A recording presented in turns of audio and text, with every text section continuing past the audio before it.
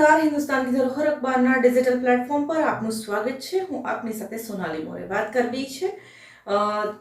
દાહોદ જિલ્લો અને દાહોદ જિલ્લામાં થોડા દિવસ પહેલા મનરેગા કૌભાંડમાં હોટસ્પોટ બનેલા એવા દેવગઢ બારિયા તાલુકાની કે દેવગઢ બારિયા તાલુકામાં 2 દિવસ પહેલા જનાક્રોશ રેલી થઈ અને જનાક્રોશ રેલીમાંથી જે મનરેગા કૌભાંડનો જે મુદ્દાને લઈ અને સરકારને તાનાશાહી કરવામાં આવી કોંગ્રેસ દ્વારા। ત્યારબાદ જાણે કે સરકારના જે અધિકારીઓ છે એ અધિકારીઓની નીચે રેલો આવી જતા આ અધિકારીઓએ જે મનરેગા યોજનાના કૌભાંડમાં લગતા જે દસ્તાવેજીય પુરાવા હતા એ પુરાવાને નાશ કરવાનો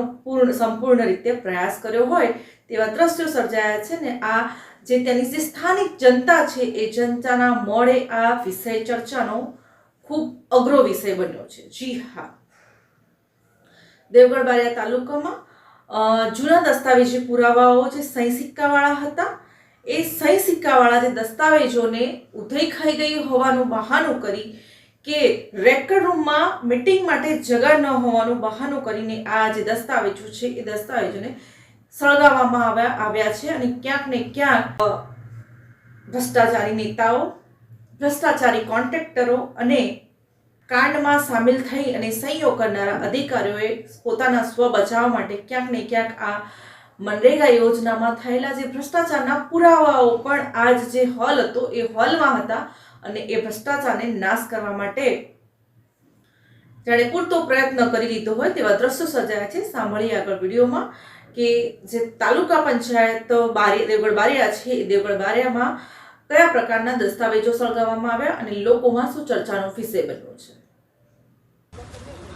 દેવગઢ બારિયા તાલુકા પંચાયત રેકર્ડ રૂમમાં વર્ષો જૂના સરકારી સહી સિક્કા ધરાવતા દસ્તાવેજોના કાગળો શ્રમજીવીઓ દ્વારા સળગાવવામાં આવતા સમગ્ર પંથકમાં ભારે ખળભળાટ મચી જવા પામ્યો છે। ચોંકાવનારી બાબત એ છે કે જવાબદાર અધિકારીઓની હાજરી વિના જ માત્ર મૌખિક સૂચનાઓના આધારે આ કાર્યવાહી કરાઈ હોવાની ચર્ચાએ જોર પકડ્યું છે।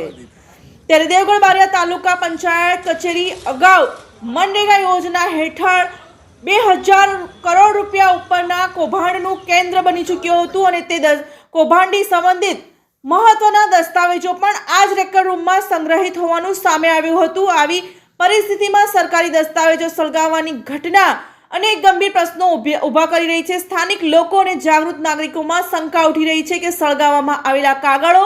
ખરેખર ઉધઈ લાગેલા અને બિનજરૂરી હતા કે પછી શંકાનું પડેકું સકેલી દેવામાં આવ્યું છે। કોઈ મહત્વના પુરાવા રૂપ અને દસ્તાવેજોનો નાશ કરવામાં આવ્યો છે। આ સમગ્ર મામલે ઉચ્ચ સ્તરીય અને નિષ્પક્ષ તપાસ કરવાની ઉગ્ર માંગ ઉઠવા પામી છે। આ મુદ્દે તાલુકા વિકાસ અધિકારીએ સ્પષ્ટતા કરતા જણાવ્યું કે રેકર્ડ રૂમમાં જગ્યા ઓછી હોવાથી અને ઉધઈ લાગેલા જૂના દસ્તાવેજોના કાગળો દૂર કરવા માટે આ કાર્યવાહી કરવામાં આવી છે અને મીટિંગ માટે જગ્યા જરૂરી હોવાથી રેકર્ડ રૂમ ખાલી કરવામાં આવ્યો હતો અને આ અધિકારીઓના આ નિવેદન બાદ પણ અનેક પ્રશ્નો ઉકેલ્યા જ રહ્યા છે કારણ કે સરકારી દસ્તાવેજોના નિકાલ માટે નિશ્ચિત નિયમો અને પ્રક્રિયા હોવા છતાં આ શું તે તમામ નિયમોનું પાલન થયું હતું કે કેમ તે અંગે સ્પષ્ટતા થવી ખૂબ જ જરૂરી બની છે।